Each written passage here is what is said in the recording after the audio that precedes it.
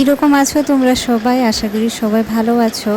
আর সবাইকে good afternoon. অনেক দিন পর তোমাদের জন্য ইউটিউবে একটা ভিডিও নিয়ে এসেছি।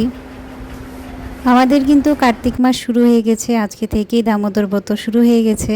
আর এই ভিডিওটা আসলে অষ্টমী দিন দুর্গাপুজোর অষ্টমী দিনের ভিডিও। আমাদের বাড়িতে গিয়েছিলাম বাপের বাড়িতে, সেখানে ভীষণ মজা হয়েছে। আমাদের বাড়িতে আসলে অষ্টমী দিনে পুজো হয়, তাই আমিও বাড়িতে গিয়েছিলাম, কারণ রান্নাবাড়া করতে হবে, ভোগের জন্য রান্নাবাড়া হবে। আর আমাদের কাকিমণিও এসছে, দেখো কাকিমণি থেকে আদরটাও নিয়ে নিলাম। তারপর আমরা ভাবছি যে আলতা পরবো, আর সবাই মিলে আলতাও পরে নিচ্ছি।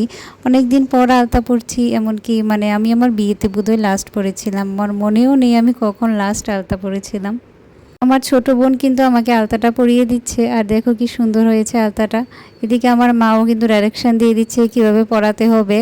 আর মা নিজে পড়তে পারিনি, সময়ই পাইনি, কিন্তু আমার ভীষণ ভালো লাগছিল। আর এই যে শাড়িটা দেখতে পাচ্ছ, এটা না তোমাদের প্রভু কিন্তু গুজরাট থেকে নিয়ে এসেছিল গত বছর, আমি ফার্স্ট টাইম পরেছি। কীরকম লাগছে আমাকে জানিও তো। আমার আসলে শাড়িটা পরতে কিন্তু ভীষণ কষ্ট হয়েছে, কারণ শাড়িটা অ্যাকচুয়ালি অনেকটা ভারী। আর ভাবলাম একটা নতুন শাড়ি পরেই বাড়িতে যাওয়া যাক, সেটাই ভালো দেখাবে। আর এই ব্লাউজটা কিন্তু অন্য একটা শাড়ির, এটার সঙ্গে আমি পরে নিয়েছি। তারপর দেখলাম যে ম্যাচিং হয়েছে, ভালোই লাগছে। নিজে নিজে না আলতাটা পরতে একটু অসুবিধা হচ্ছিল, তাই ছোট বোনকে বললাম ও পরিয়ে দেওয়ার জন্য। আর এদিকে কাকিমণি কিন্তু নিজে নিজেই পরে নিয়েছিল। তারপর তোমরা দেখো, আমরা কিন্তু রান্না বাড়া শুরু করব ভোগের জন্য, আমি রান্না করব। আর আমি তো আসলে অন্য কারোর হাতে খাই না, তো সবার জন্য রান্নাটা আমিই করে নেব। আর কাকিমণি এদিকে সবজি বানিয়ে দেবে, সবজি ধুয়ে দেবে, বাকি সব কাজ করে দেবে আর কি। আর আমার মা এদিকে পুজোর সমস্ত তৈয়ারি করছে। আর আসলে না প্রতি বছরই কিন্তু আমাদের বাড়িতে অষ্টমী পুজোটা হয়। আমি ইউটিউবের মধ্যে এর আগের বছরের ভিডিওটাও হয়তো বা ছেড়েছিলাম, তোমরা ইচ্ছে করলে দেখতে পারো। যাই হোক, খুব সুন্দর করে আলতাটা পরাচ্ছে। তারপর না আমি ভাবলাম আমি নিজে নিজেও একটু দেখি কোন কোন জায়গাতে ঠিক করা বাকি আছে, এমনিতেই। তারপর আমরা অনেকটা ফটোশ্যুট করে নিলাম, ফটোশ্যুট করার পর তারপর রান্নার জন্য যাব আর কি। আর আমি না পুজোতে কিন্তু বেরোতেই পারিনি, কারণ সপ্তমীর দিন তোমাদের পুরো বলছে যাবে না, শরীর ঠিক লাগছে না, অফিসও থাকে আসলে। আর জোর করে তো লাভ নেই না। তারপর অষ্টমী দিন তো এই বাড়িতে পুজো হয়, নবমী দিন ভাবছিলাম যাব আর কি। দেখা যাক কী হয়, নেক্সট ভিডিওতে হয়তো তোমরা দেখতে পাবে। ওদের সঙ্গে ভাবছি এখন সব কিছুই শেয়ার করব, এখন থেকে ইউটিউবেও আমি সব কিছু শেয়ার করব। আর দেখো কাকিমণি কিন্তু সবজি আমানি শুরু করে দিয়েছে, আর আমি এদিকে একটু একটু করে রান্নাবাড়া বসিয়ে দিয়েছি। আর জানো, আমার কিন্তু শরীর খুব ভালো যে এরকম না, আর আমি চিন্তাও করছিলাম যে আমি পারবো কি না রান্নাটা করতে, ভগবানের কাছে প্রার্থনা করছিলাম আমার মানটা বাঁচিও। রান্না করলে আসলে আমি তো খাবো না, সেই কারণে আমারই রান্নাটা করতে হয়। আর অ্যাকচুয়ালি না ছোটোখাটো অনুষ্ঠানে আমি কিন্তু বাড়ির মধ্যে রান্না করি বেশিরভাগ, আর মা দেখিয়ে দেয় আর কি কীরকমভাবে রান্না করতে হবে।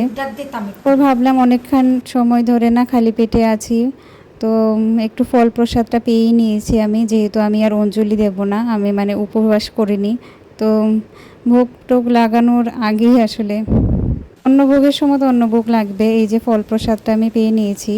আর তারপর দেখো রান্নাবাড়া সব কিছুই করছিলাম, তারপর আমি ভোগটাও বেড়ে নেব, সব কিছু সাজিয়ে নেব সুন্দর করে। আর দুটো ভোগ রেডি করা হবে আসলে, একটা হলো জগন্নাথের জন্য, আরেকটা আসলে দেবীর জন্য। আমাদের বাড়িতে চণ্ডী পুজো হয়, আমার দিদুনা অ্যাকচুয়ালি আমার ঠাকুমা ঠাকুর পেয়েছিল আর কি। আমি অ্যাকচুয়ালি জানি না, ভর হতো, মাথাতে জটা ছিল, চণ্ডী পেয়েছিল অনেকে বলে। আমরাও দেখেছি আসলে, এখন তো আর নেই। আর বাড়িতে তো এই কারণে আসলে বাড়িতে পুজো হতো। আর আমার ঠাকুমা না বছরে একবারই কিন্তু অন্নপ্রসাদ গ্রহণ করতো, বাকি সময় কিন্তু ফল বা অন্য যা যা আদেশ থাকতো সেই সব গ্রহণ করতো। কাজ কিন্তু খুব করতো, বাড়ির যত কাজ আছে তোমরা তো জানোই গ্রামের মানুষ অ্যাকচুয়ালি কীরকমভাবে কাজ করে, তো আমার ঠাকুমাও ঠিক সেইভাবে কাজ করতো। শরীরও হেলদিই ছিল, ভালো ছিল, কিন্তু না না খেয়ে কীভাবে থাকতে পারতো জানি না, হয়তো বা কিছু একটা আছে হয়তো বা। যাই হোক, তারপর আমরা না রান্নাবাড়া করার যখন লাস্ট টাইম পৌঁছে গেছিলাম, তখন আমরা রেস্ট করলাম, ছবি তুললাম, ভিডিও করলাম, অনেক কিছুই করলাম। আর আমার ছোটো বোনকে দেখো, ও ক্যামেরার সামনে আসবে না, তাই আসলে ওই দিকে মুখ করে রেখেছে। আর আমি আর কাকিমণি এদিকে অনেক কিছু ছবি টবি তুলে নিলাম। আর এই যে ছোট্ট পুতুলটা দেখতে পাচ্ছ, কচ্ছপটা দেখতে পাচ্ছ, সেটা আমার ভীষণ ভালো লাগে, তাই আমি নিয়ে রেখেছিলাম।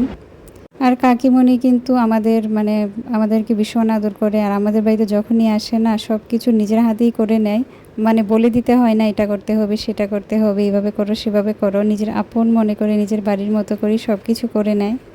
এই দেখো মার সঙ্গে সঙ্গে কিন্তু পুজোর আয়োজনটাও সব কিছু সেরে নিচ্ছে কাকিমণি। একদম মানে আমাদের মা কিন্তু ভীষণভাবে আদর করে কাকিমণিকে, যেরকমভাবে আমরা মেয়েদের আদর করে সেরকমভাবেই কাকিমণিকেও খুব আদর করে।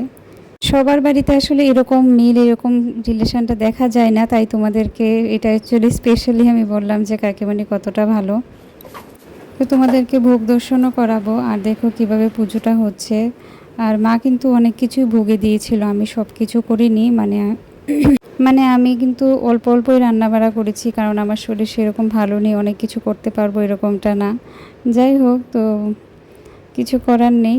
আর মানে আমি আর তোমাদের প্রভু আমাদের জন্য আলাদা সব কিছু ব্যবস্থা, আর বাকি সবার জন্য আলাদা ব্যবস্থা, কিন্তু সবজি তো এক জায়গাতেই হয়েছে। তারপর তোমাদেরকে আমি ভোগটাও দর্শন করাচ্ছি। দেখো জগন্নাথের কাছে ভোগ লাগিয়েছিলাম, কীরকম লাগছে জানিও তো। আমি কিন্তু খুব ভালো এক্সপার্ট রান্নাতে এরকম না, প্রতিদিন যেরকমভাবে রান্না বাড়া হয় সেরকমভাবেই রান্না করেছি, এক্সট্রা কোনো কিছু করিনি। আর এটা হলো দেবীর কাছে যা যা ভোগ লাগানো হয়েছিল। এই যে ঘরটা দেখতে পাচ্ছ, এটা আসলে অষ্টমী দিন চেঞ্জ করা হয় প্রতি বছর যজ্ঞ করে।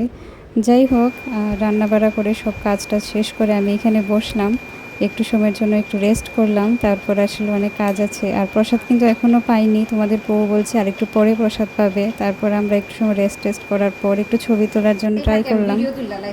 সবাই মিলে ছবি শ্যুট করলাম, মানে ছবি তুললাম, ভিডিও করলাম। আর আমার মাকে বললাম, আমি যে সকালে শাড়িটা পরে এসেছি না, এটা আঁচলটা আসলে আমি কাটিনি, আঁচলটা একটু কেটে দেওয়ার জন্য, কারণ শাড়িটা ভীষণ ভারী, আসলে ভীষণ কষ্ট হয় পরতে। তো মানে মা আর ছোটো বোন মিলে শাড়িটার আঁচলটা কেটে দিচ্ছে আর কি, তারপর ইজি হবে পরতে। যাই হোক, আমার মানে ইজি হয়ে গেছে না আমার জন্য, আমার নিজের কাটতে হবে না। আর আমি জানি না ব্লাউজ পিসটা আসলে বানাবো কি না, দেখা যাক কী হয়, পরে যখন ইচ্ছে হবে বানাবো আর কি। কারণ যে ব্লাউজটা আসলে আমি পরেছি আমার শাড়িটার সঙ্গে, আমার মনে হচ্ছে এটাও ভালো ম্যাচ করছে। তারপর না আমার কাকুরও ইচ্ছে হয়েছে আমার বাবার সঙ্গে ছবি তোলার জন্য, তাই বাবাকে রেডি করা হচ্ছে। আর আমি সিলেক্ট করে দিয়েছি কোন ড্রেসটা পরলে ভালো দেখাবে। তো মা বাবাকে বসিয়ে সবার সঙ্গে সবার ছবি তোলা হচ্ছে আর কি, মানে আমার ফোনটা দিয়ে অ্যাকচুয়ালি ভালো ছবি ওঠে, তাই ভাবনা সবাই যে সুন্দর সুন্দর ছবি তোলা যাক। আর আমাদের মানে আমরা কিন্তু প্রসাদ টসাদ অনেকটা আগেই পেয়ে নিয়েছি। আর এখানে কাকিমণি রেডি হয়ে পড়েছে, পুজো দেখতে বেরোবে। আমার বাবার কিন্তু একদমই ইচ্ছে ছিল না ছবি তোলার জন্য, তাই আমরা আসলে সুন্দর করে রেডি করে দিয়েছি, নিজে তো রেডি হবেই না। আর যখন সবাই ছবি তুলছিল মুখে স্মাইল নেই, কিন্তু আমি যখন ছবি তুলছি তখন কিন্তু মুখে খুব ভীষণ ভালো স্মাইল ছিল। এটাই হয় না, যাই হোক। তারপর আমিও রেডি হয়ে পড়েছি, মাঠ থেকে একটা শাড়ি নিলাম, সিম্পল একটা শাড়ি, কারণ মানে বাইরে বেরোতে ইজি হবে। আর যেহেতু নো এন্ট্রি শুরু হয়ে যাচ্ছে, কারণ পুজোতে নো এন্ট্রি থাকে 4টার পর থেকে কি 5টার পর থেকে, আর এখানে কিন্তু 5টা বেজে গেছে, শায়দ মানে মনে হয় নো এন্ট্রি থাকবে, তাই একটা সিম্পল শাড়ি পরে নিয়েছি। আর গাড়ি পেতে ভীষণ কষ্ট হয়েছিল।